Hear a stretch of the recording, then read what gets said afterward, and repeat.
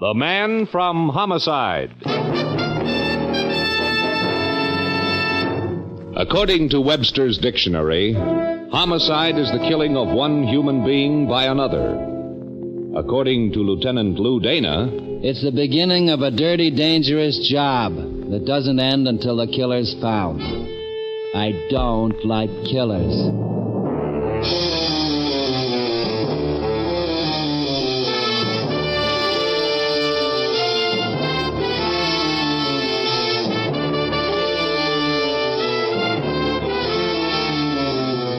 every week at this time, the American Broadcasting Company presents transcribed the star of stage and screen, Dan Duryea, as Lieutenant Lou Dana, the Man from Homicide.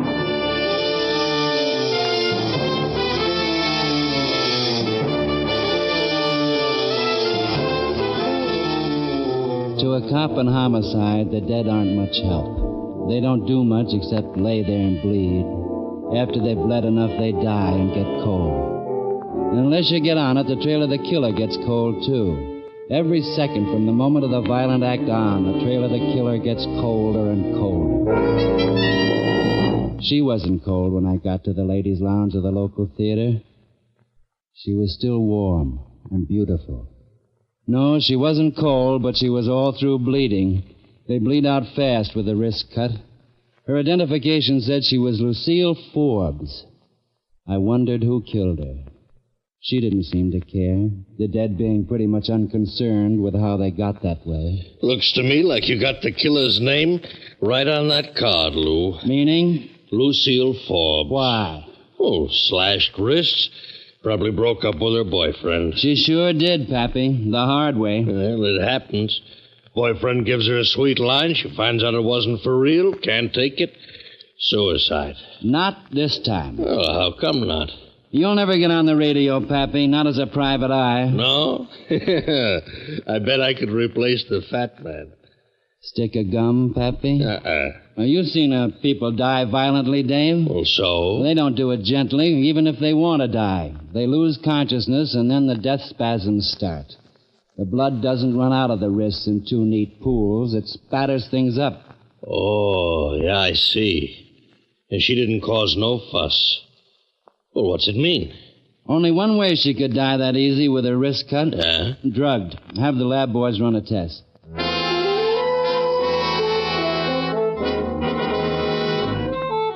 I had an address from her purse where she'd lived when she was alive.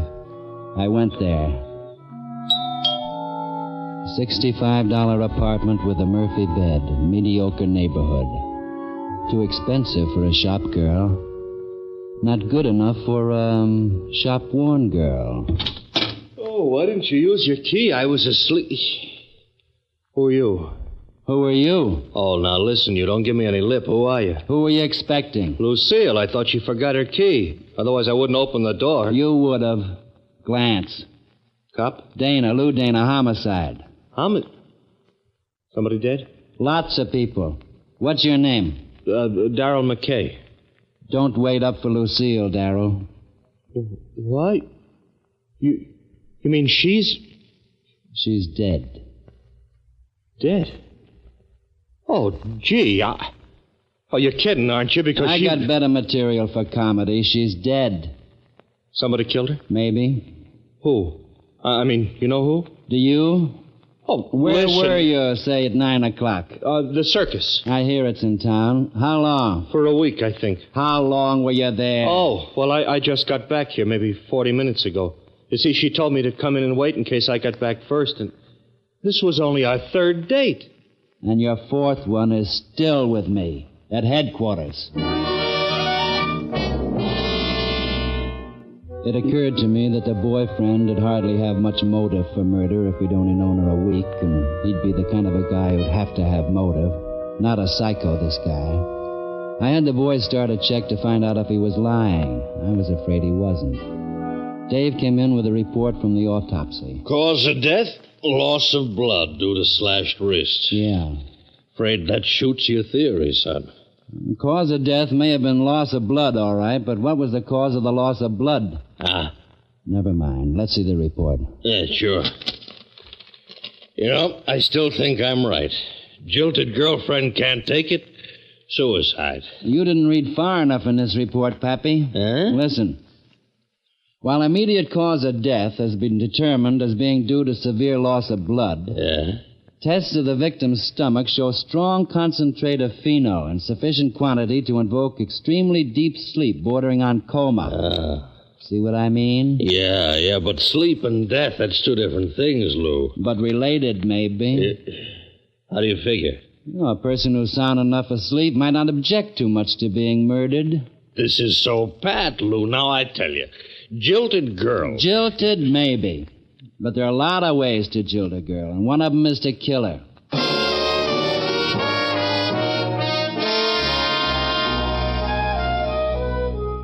At the end of the second day, the routine began to sift out. The boyfriend seemed clear.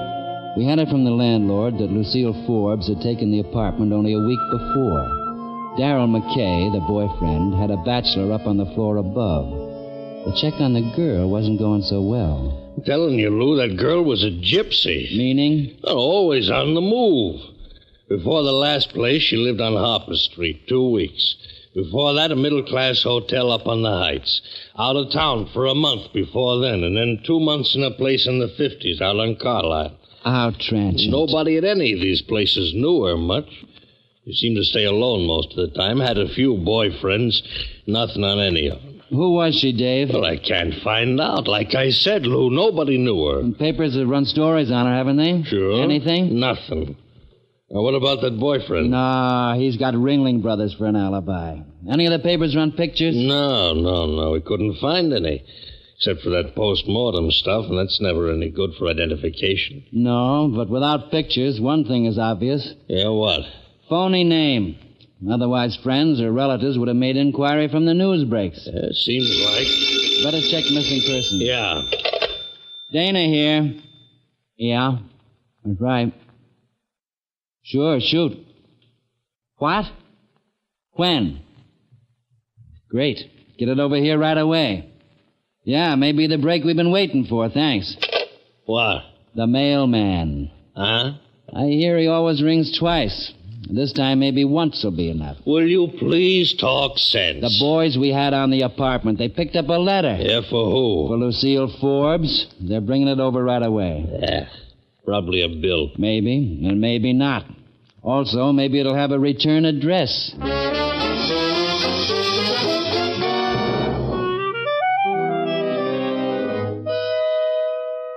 It's not at all like it is in the movies. Cops in Homicide aren't storybook sleuths who walk in and break cases by master deduction. No, in Homicide you wait. After a while, the routine starts sifting in. You get a little here, a little there, and soon you put it together. Sometimes it adds up to an answer. We just had a real fine assist from the U.S. Mail. Listen to this, Dave. Yeah. So we're hoping you'll come home. I know you feel humiliated. I know it will be hard, but when there's trouble like you've had, you ought to be close to those who love you. Forget the past and come home. All my love, your dad. Too bad. Yeah. Dave. Yeah. Better make arrangements to send her home. Yeah. Body to be claimed by your father, Elmer Brown, 5432 Pine Avenue, Hopeville, Indiana. Yeah, I'll take care of it right away. And get 2 tickets on the first plane that'll put us down closest to Hopeville, Dave. 2? Can't you tell him by yourself? Sure. Only who can tell what a cop might find out while he's telling a father that his daughter's been murdered?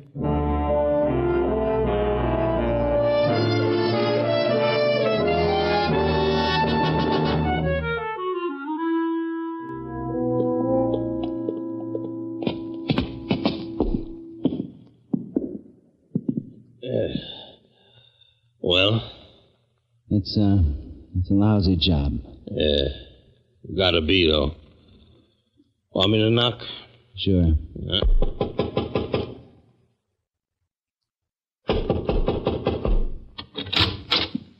Yes? Your name Brown? Yes? My name's Dana. Howdy. I'm a policeman. Policeman? Well, come in. Thanks.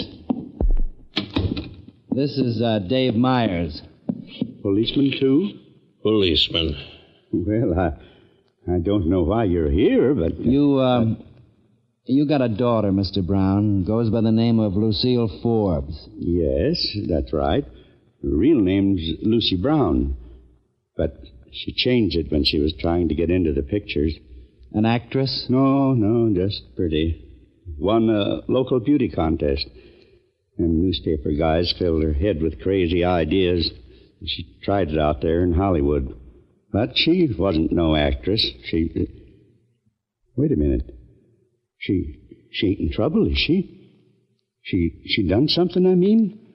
You said you were a policeman. Mr. Brown, I've had to do this maybe a couple of 100 times in my life. And I've still never figured out a good way. Good way? For what? To tell a person that somebody they love is dead. Lucy. You mean Lucy? My Lucy is... Dead, Mr. Brown. I'm sorry. No. Oh, no. How? According to the autopsy, she died of extreme loss of blood. Her wrist was slashed. Oh, no. Some of the boys in the bureau figured looks pretty much like suicide. Yes, I can understand. What do you mean? Oh, she felt so bad. She didn't seem to care about anything after things went wrong with her and Blankford. Blankford? Harrison Blankford, the movie actor. When she first went to Hollywood, she fell in love with him. They were going to be married. At least she thought they were. Then I guess he was through with her. She never was the same after that, brooding and crying to herself all the time. Oh, I wish she'd have listened to me. I wish she'd have stayed here with me. Maybe I could have kept her. The body's being sent here to you, Mr. Brown. We won't bother you with any more questions now. Later, when you feel better, I'd like to question you thoroughly. Question me? About what? Well, I'm not one of the boys that thinks it was suicide. What? I may be wrong, but I've got other ideas. We'll see you later. Come on, Dave. Yeah.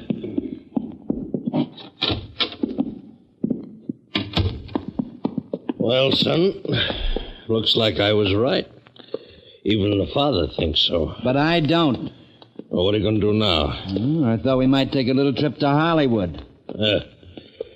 I wouldn't if I were you. Why not? Oh, you'll never make an actor, son. Oh, don't be so sure. I might get a part playing a hard-boiled cop. Too much competition. Like who? Oh, Cagney, Bogart, Duryea. You'd never stand a chance against them. Oh, I don't know. They're not so great. Anyhow, I still want to go to Hollywood. Why? I want to know how long it's been since Harrison Blankford saw Lucille Forbes and why he threw her over.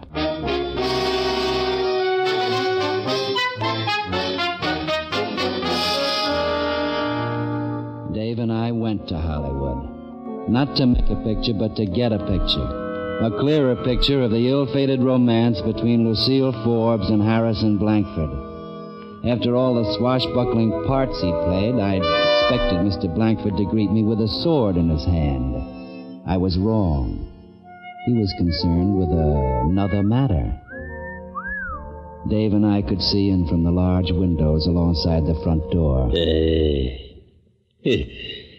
Beautiful, isn't she? Nice paint job, at any rate. Maybe we shouldn't disturb him. Why not? Well, looks like he's got his hands full. Ring. Yeah. Startled him. Guy doesn't like to have his work interrupted. Yes? Good evening, Mr. Blankford. What do you want? Well, let's say we're fans of yours. Fans? Oh, now see here. I don't object to signing autographs, but in my own home, can't I have any privacy? Only place I'd be interested in your autograph would be on a police blotter. What? I'm a homicide cop. I'm fresh out of bodies. I wouldn't say that. Were you two looking through the window? Yeah, we're rude. Why don't you invite us in? Why should I? So you can tell me something about Lucille Forbes? What about Lucille Forbes? She's dead. Come in. Thanks. This is Dave Myers. I sort of bring him along for ballast. He should do nicely for that. Darling, whatever's the matter? Oh, I'm sorry, dear. Bit of unpleasantness. These men are policemen.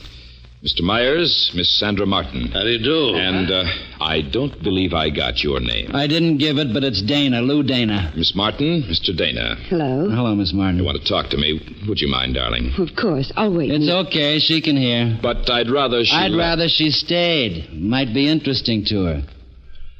Mr. Blackford, how well did you know Lucille Forbes? Very well. You asked her to marry you? I did. And then you ran out on her. Is that right? That's a matter of opinion. Harrison, surely you don't have to stand for this kind of treatment. Miss Martin, a girl has been murdered. I'm sorry if the questions hurt your boyfriend's feelings, but somebody hurt Lucille Forbes' feelings, too. Mr. Dana, when did Miss Forbes die? Last Monday night, between 8 and 10 o'clock.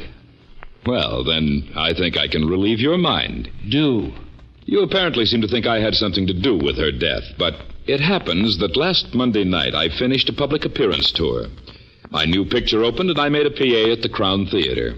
You see, I wasn't even in Hollywood. Miss Martin can substantiate my statement. She made the trip with me. Thank you very much, Mr. Blankford. Thank you very much. Perfectly all right, Mr. Dana. Sorry I couldn't have been of some help to you. Oh, you've been a help, a great help. I don't understand. Well, you see, Lucille Forbes died in the ladies' lounge of the Crown Theater last Monday night. What? I remember now. The picture was a premiere, but I hadn't thought about you being there. Thanks for reminding me.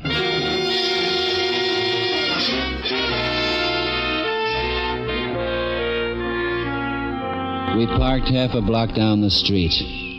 3 hours. Nothing. Dave ran true to form. 20 minutes after we stopped, he was in the arms of Morpheus. He had a smile on his face. It occurred to me that he probably figured he was in the arms of Sandra Martin. I envied Dave. My trouble was that I couldn't sleep well with a death on my mind. After a while, the yard lights went on at Harrison Blankford's house. I woke up Dave. Dave! Wake up. Wake up. We're getting action.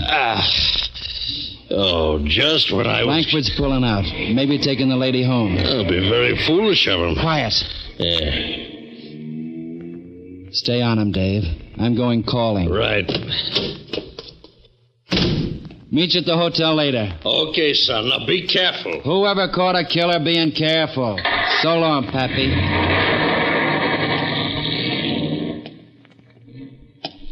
It was a real nice neighborhood. Movie colony stuff. Well-groomed lawns, rich houses. A long way from a girl dying in the public lounge of a movie house. But murder isn't conscious of neighborhoods. Naturally, Blankford's door was locked. I got a thing for locks. The fourth one fitted. I felt more at home with Blankford gone. Where do you look? In a house this big, where do you look when you don't know what you're looking for? I started at the desk. Harrison Blankford was an orderly man. I wondered where he'd file evidence. I didn't find out, but I kept looking.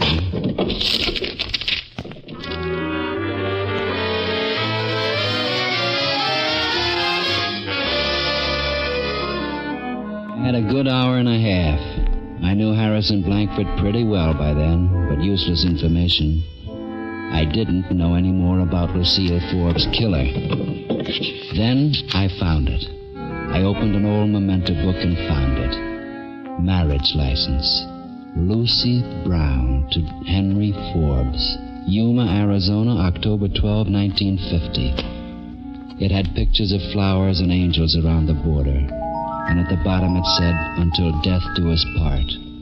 It was right. Enjoying my papers, Mr. Dana. Why, you... You surprised me. Your man didn't know the streets very well. I was able to lose him. How fortunate for you. And unfortunate for you, Mr. That's Dana. a matter of opinion, Mr. Forbes. I see you found the marriage license. Yeah, explains a lot of things. Secretly married to Lucille Forbes, in love with Sandra Martin. Lucille wasn't giving you a divorce. Lucille is murdered in a theater where you were appearing. She's dead, you're free. Free to marry Sandra.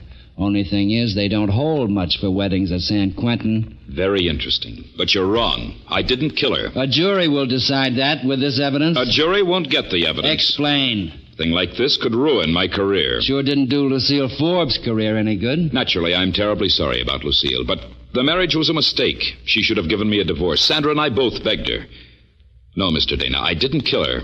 But I have no intention of letting you ruin me by presenting that marriage license in a court. And just how do you intend stopping me? First, I'm going to take it away from you. Then I'm going to thrash you within an inch of your life. You're gonna what? In your business, I believe they'd say, work you over. You started believing the parts you play. I don't use stand-ins, Mr. Dana. I'm a good athlete, and I'm in good condition. Then you better keep that way. In Homicide, we don't do our fighting for a camera. We do it for keeps. Sounds like fun. Take my advice, Blankford. Don't tangle with me. That face of yours is worth too much to you. Only be good for horror films after I get through with you. I can't believe it. You're either a better actor than I thought, or you're crazy enough to try to take me. I'll try. You'll be sorry, but come on. I am. It's neat. That's a good left hook. It always looked good on the screen. I didn't think it was real. Try the right. Looks like business. Okay, we get a few lessons in Homicide, too. No, you... No.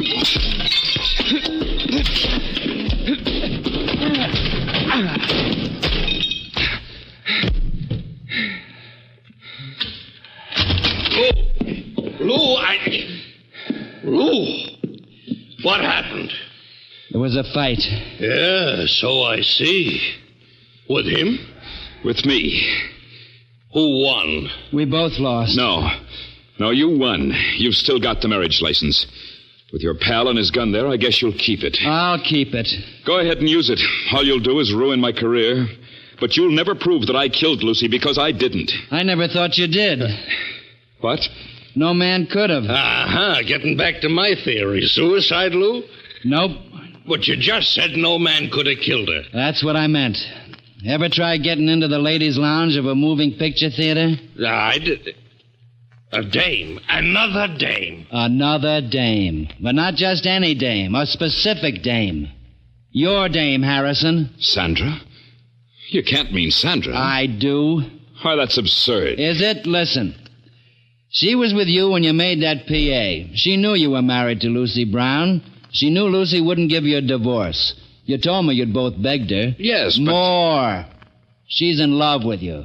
You promised to marry her when you're rid of Lucy, right? Well, yes, but that... Well, you're rid of Lucy. She saw to that. You're only guessing. Maybe, maybe not. But my guesses are usually right. Now let's all go over to her house and see if her guesses are right.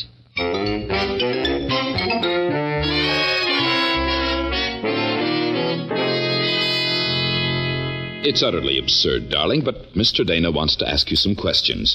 It's about... I'll tell her what it's about. Murder, Miss Martin. Know anything about murder? I don't know what you mean. Okay, I'll draw you a blueprint.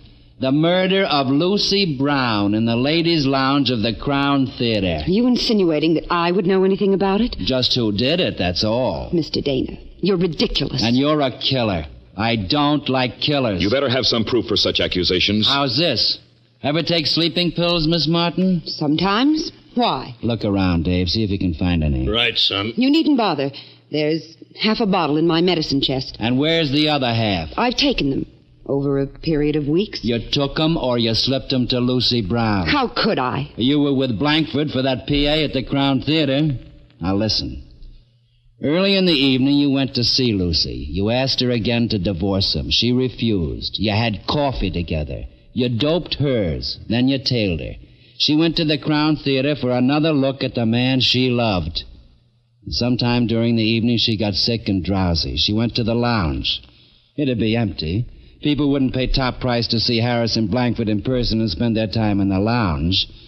Inside, she passed out into a deep sleep.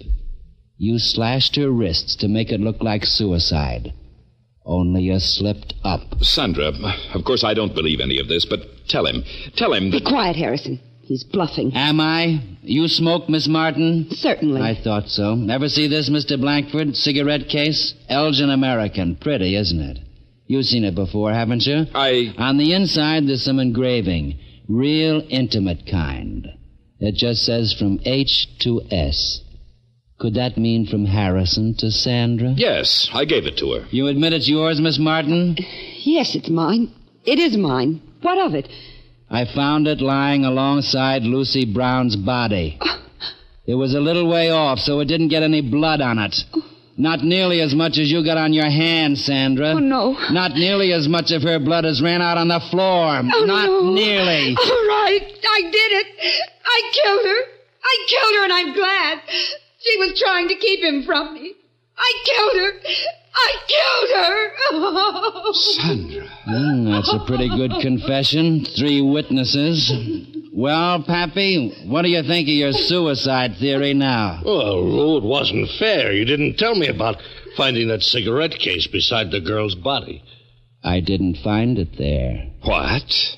I found it between the sofa cushions when I was going through your house, Mr. Blankford. I put it in my pocket. I thought it might come in handy. I think it did.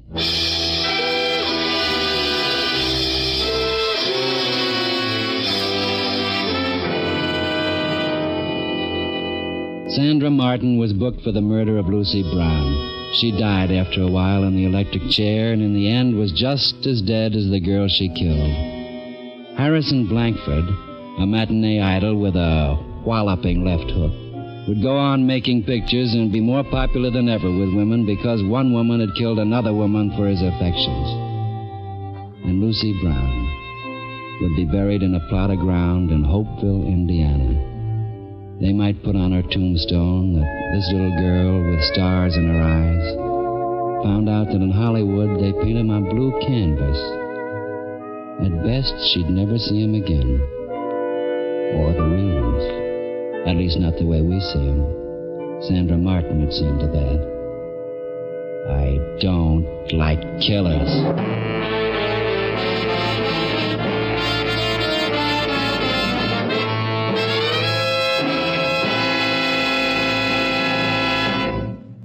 You have just heard another transcribed program in a series starring Dan Duryea as the Man from Homicide, with Larry Dobkin as Dave. In tonight's cast, you heard Ralph Moody as Mr. Brown, Kay Stewart as Sandra, and Howard Culver as Blankford. Music was by Basil Adlam.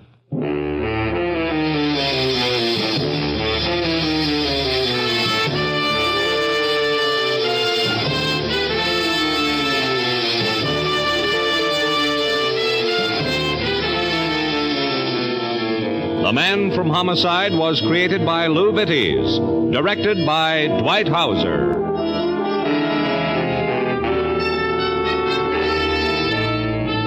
Be with us again next week, same time, over most of these same ABC stations to hear Dan Duryea as the Man from Homicide. Orville Anderson speaking. This program came to you from Hollywood. America is sold on ABC, the American Broadcasting Company.